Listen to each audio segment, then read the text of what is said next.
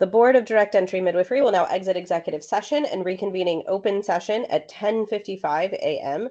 No final decisions were made and no votes were taken in executive session. The public will be moved from the breakout room back into the meeting, and representatives of the media may once again report on all board discussions and actions. All right, so that leads us to our next agenda item, which is our board motion and vote. I have a motion. This is Misha. Okay, to make my motion now? Okay. Yeah. In cases number 21-10277, 22-10423, 24-10982, 24-10980, 24-10981, 24-10983, and 24-10568. We move to offer a settlement and delegate to the chair approval of the terms of the written settlement agreement. All right. This is Meredith Klein. I second.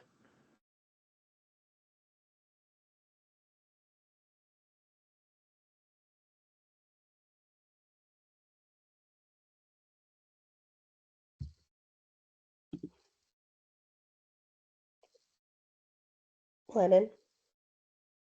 Sorry, it was paused for a second. If we're taking vote, it's aye. Great. Rebecca Fisher. Approve. Aye. Meredith Klein. Aye. Chrissy Morales. Aye. Lynette Pettibone is absent. Misha Ronick. Aye. Meredith Mantz. Aye. The motion passes. All right. Do we have any other motions to make? No. All right. So I believe we are moving into item number 9, which is back to executive session. Let me get the next script. Sorry. One moment. Apologies. Okay. Board of Direct Entry Midwifery will now meet in executive session pursuant to ORS 192-6602F, ORS 192-3559A, and ORS 40225 for the purpose of considering information exempt from public disclosure at 10:57 a.m. on October 17th, 2024. Representatives of the news media shall be allowed to attend the executive session. Audience members attending through MS Teams will now be moved into a separate breakout room, and audience members attending in person and asked to leave the room both for the duration of the executive session.